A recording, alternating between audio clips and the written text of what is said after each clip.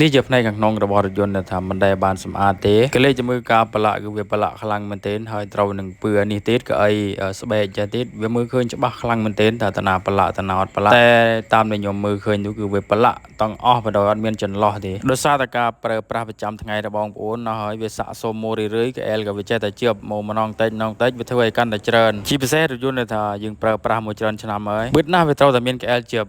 បាតាណាទូក្អែលតិចបាតាណាក្អែលច្រើនតាមការប្រើប្រាស់របស់បងប្អូនដែរតែបើសម្រាប់យន្តមួយគ្រឿងនេះគឺវាក្អែលខ្លាំងមែនទែនដូចវីដេអូដែលខ្ញុំបង្ហាញទៅមុនដំបូងយ៉ែទោះបីជាក្អែលកម្រិតណាក៏ដោយក៏យើងអាចធ្វើឲ្យគាត់បានស្អាតវិញដែរតែវាមិនបានដល់100%ទេព្រោះកៅអីនេះវាកន្លែងខ្លះគឺវាល្អកន្លែងខ្លះគឺវាជាប់ក្អែលលើងមិនអាចសម្អាតចេញអស់100%ទេវានៅជាប់ក្អែលលើងខ្លះតែយើងក៏ព្យាយាមធ្វើឲ្យភ្ញៀវអស់ពីសមត្ថភាពដែរហើយការសម្អាតនេះយើងក៏ប្រើប្រាស់នឹងទឹកថ្នាំដែលថាមានស្តង់ដារហើយជាមួយនឹងច្រាស detailing ច្រាសទូចច្រាសធំយើងប្រើតាមសក់ទូចសក់ធំចូលបានទាំងអស់អត់មានចន្លោះចំណុចណាមួយទេហើយការសម្អាតបែបនេះយើងក៏ត្រូវការច្រាយពេលវេលាច្រើនគួរសមដែរហើយនៅចុង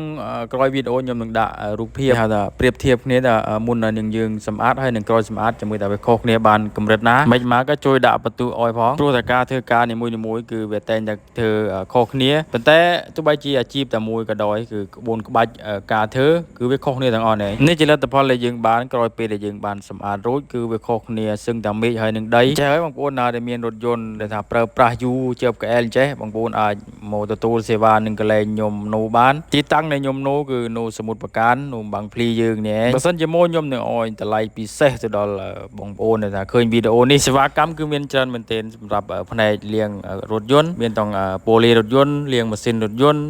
បោកកម្រាលរថយន្តឬមួយក៏បោកពូករថយន្តគឺរាននៃខ្ញុំនូនេះក៏ខ្ញុំក៏រាប់ធ្វើទាំងអស់បងប្អូនចង់ធ្វើ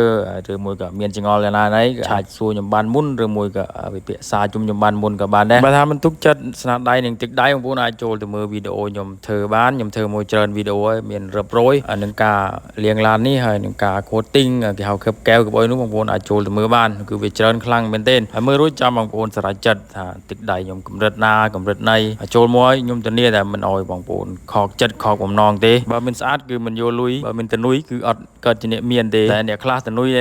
ក្រអ្នកខ្លះអត់តនុយទេតែគេមានលុយរាប់លានដុល្លារនេះចែវាខុសគ្នាតែណែជាចុងក្រោយខ្ញុំក៏បានបញ្ចប់ក្នុងវីដេអូនេះហើយមានទេមានតែពាក្យអរគុណដល់ពុកម៉ែបងប្អូនទាំងគ្នាដែលបានចូលទស្សនាតាំងពីដើមរហូតដល់ចប់តាំងពីចប់រហូតដល់ដើមអូមិញភ្លេចបងប្អូនភ្លេចលាងឡាននេះគេតោះទៅមើលពេលលាងឡានរួចវិញសិនម្ដងមិញភ្លេចលើឈឹងនេះក្រោយពេលដែលយើងលាងឡានផ្នែកខាងក្រៅសម្អាតឲ្យភ្ញៀវរួចនេះគឺបានប៉ុណ្ណេះឯងមិញភ្លេចចង់ភ្លេចហ្មង